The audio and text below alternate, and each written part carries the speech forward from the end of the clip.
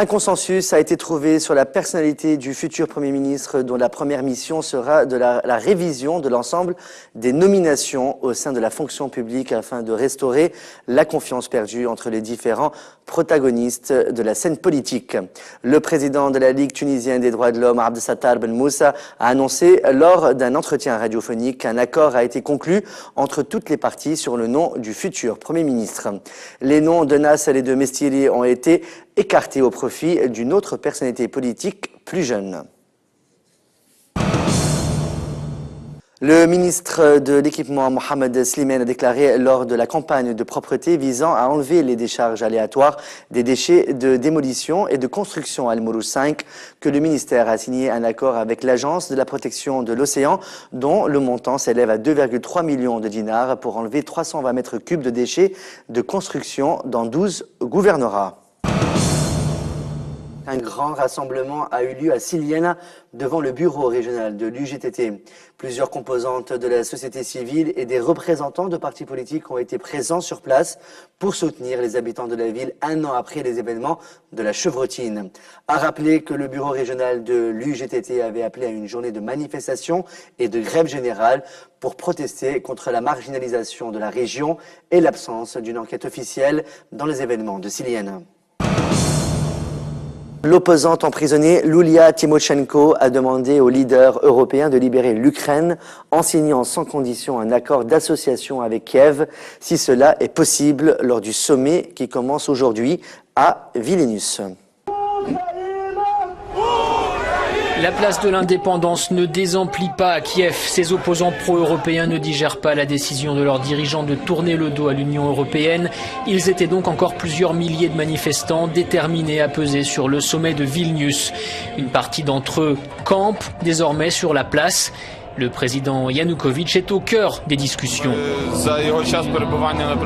Avec sa présidence, on a compris qu'il est malhonnête et qu'il ne fait rien pour améliorer le pays et la vie de la population. Je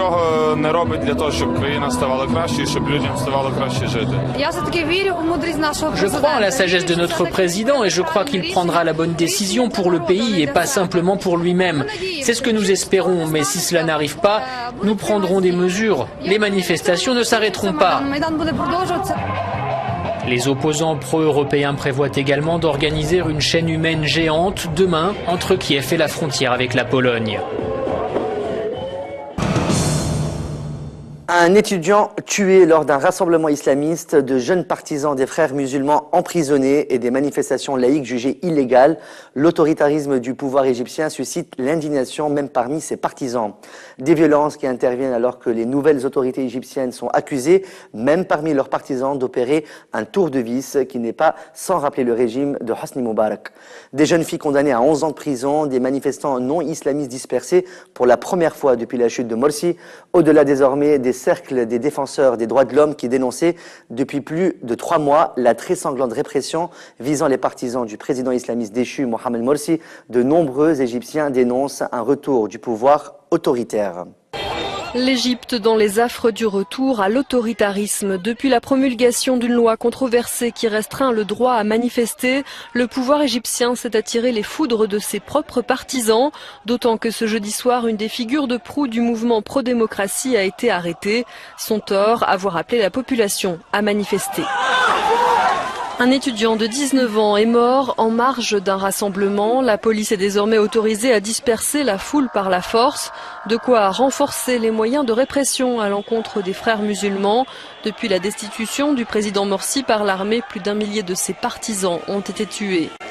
Mardi, la condamnation de 21 jeunes femmes a provoqué une onde de choc dans le pays. Arrêtées lors d'une manifestation, elles ont été accusées de faire partie d'une organisation terroriste. 14 d'entre elles ont été condamnées à 11 ans de prison. Les 7 autres jeunes filles, des mineurs, ont été envoyées en maison de correction. Un verdict dénoncé par Amnesty International. De quoi rappeler aux Égyptiens les heures les plus sombres du régime Moubarak. Dans l'actualité du monde, les secouristes étaient toujours à pied d'œuvre ce matin pour tenter de retrouver les personnes coincées dans le pub de Glasgow après qu'un hélicoptère est tombé sur le toit de l'établissement.